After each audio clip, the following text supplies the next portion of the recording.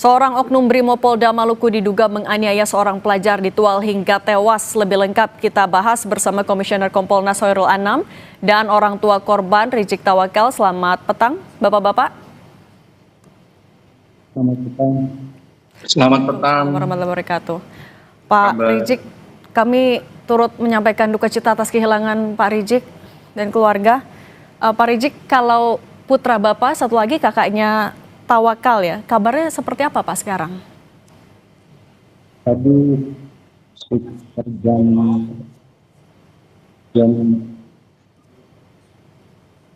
12 kita datang terus rongseng. Ya, ini patah. Lengannya patah? Pergelangan tangannya retak 2. Pergelangan tangan. Yang tangannya juga ada sedikit tergeser.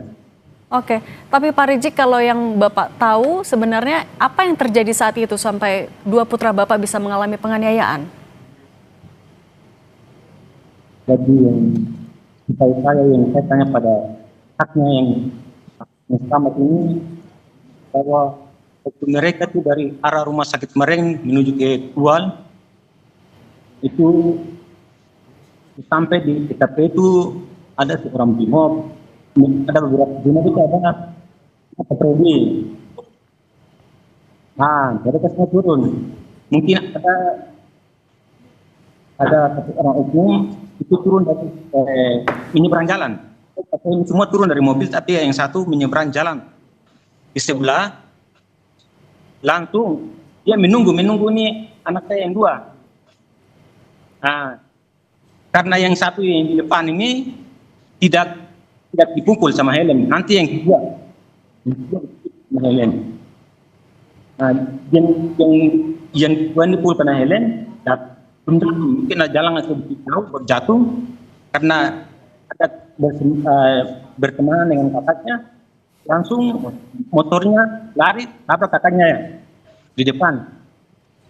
Kakaknya juga jatuh, truk motornya jatuh juga, gitu. Pelaku tapi satu orang ya Pak? Itu satu orang aja yang menyeberang jalan. Oke, kalau gitu saya ke Mas Anam. Mas Anam, anak di bawah umur menjadi korban hanya karena diduga ya ikut aksi yang tidak terbukti sebenarnya. Proses pertanggungjawabannya sudah sampai mana?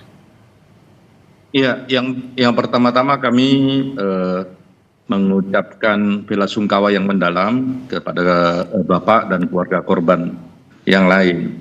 Yang kedua, kami menyesalkan tindakan kekerasan oleh anggota kepolisian Brimob dalam konteks ini.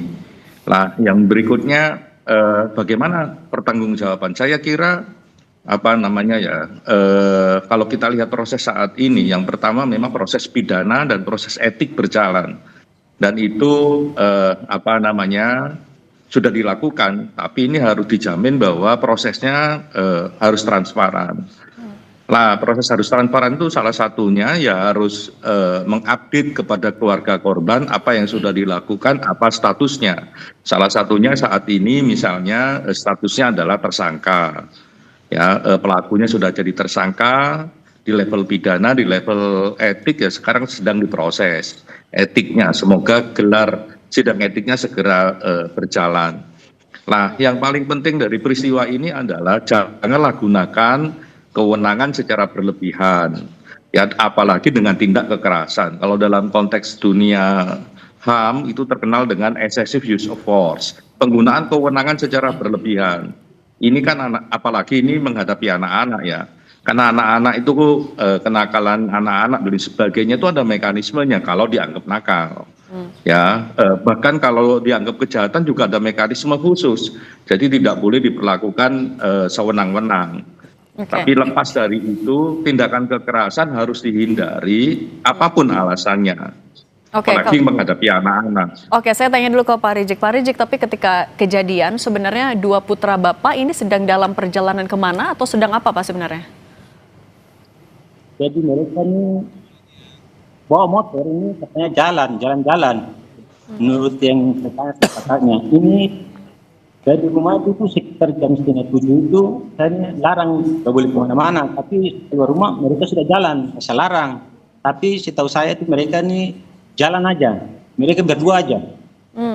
Oke. Jalan ke rumah kemarin langsung balik.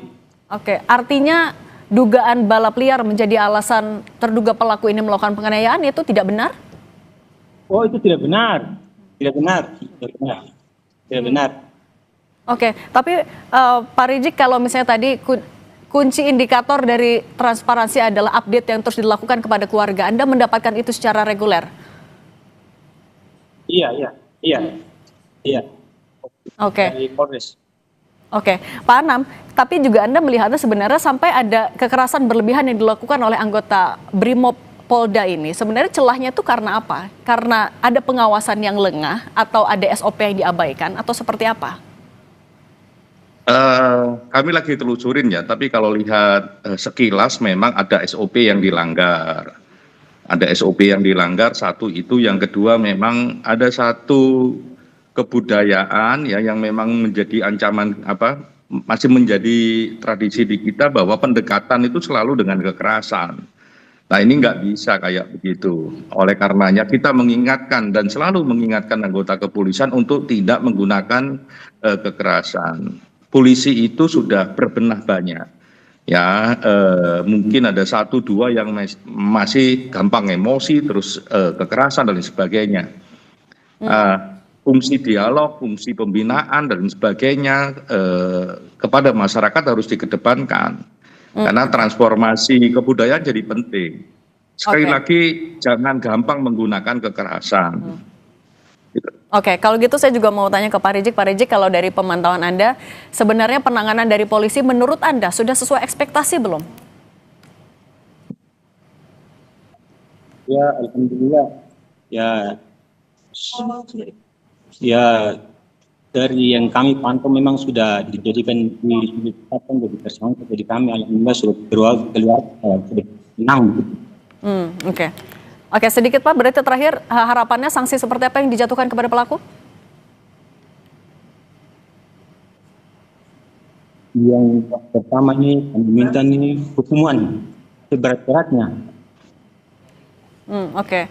Hukuman berat yang adil sesuai dengan tindakan yang dilakukan. Pak Rijik Tawakal, terima kasih sudah berkenan berbagi bersama kami di Kompas Petang. Semoga segera pulih juga untuk putranya Pak. Dan Khairul Anam, Komisioner Kompolnas juga terima kasih sudah berbagi bersama kami. Terima kasih. Ya, terima kasih.